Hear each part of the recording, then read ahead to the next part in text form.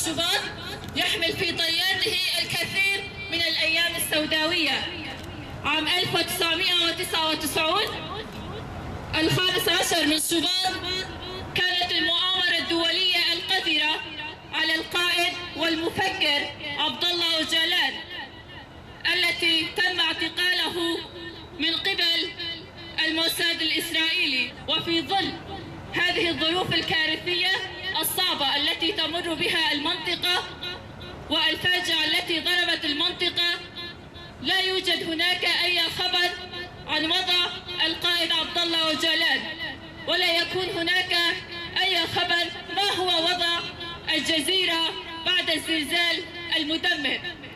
فمن هنا كافة أهالي مدينة منبج بكافة مكوناته تطالب الجهات المعنية، المنظمات الحقوقية والدولية، بالضغط على الدولة التركية للسماح لمحامي القائد اللقاء به واطمئناننا على وضعه الصحي.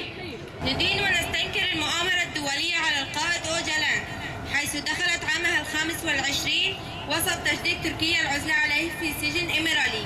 وانطلقت خيوط المؤامرة الدولية الشنيعة ضد القائد الإمامي عبد الله أوجلان في 9 من تشرين الأول عند خروجه من سوريا، والتي استمرت حتى 15 من شباط، حيث تم اعتقاله من قبل أجهزة استخباراتية دولية إقليمية كثيرة رغم وجود خلافات سياسية بين دولهم، وذلك لإتمام واحدة من أكبر عمليات الاختطاف السياسي في التاريخ. استهدفت المؤامرة القائد لعدة أسباب.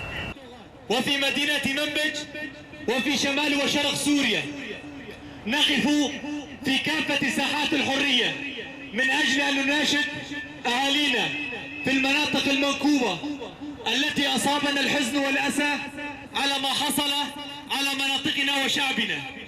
ونحن كشعب وشبيبة سنكون مدى العون يدا بيد وكتفا بكتف إلى جانب أهالينا، ونقول للفاشية التركية وبالخص أردوغان والحكومة السورية بأنهم لن يستطيعوا مهما يفعلوا لن يستطيعوا كسر إرادة هذا الشعب.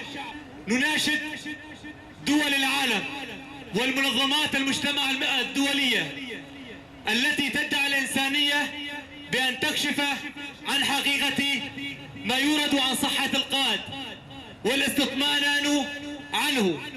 وفي مدينة منبج شعبا وشبيبة يطالبون عن كشف هذه الحقيقة وعن كشف السياسة الوهمية والسياسة المزيفة التي تستخدمها الفاشية التركية على كافة الشعوب وعلى ما يحصل في الشرق الأوسط.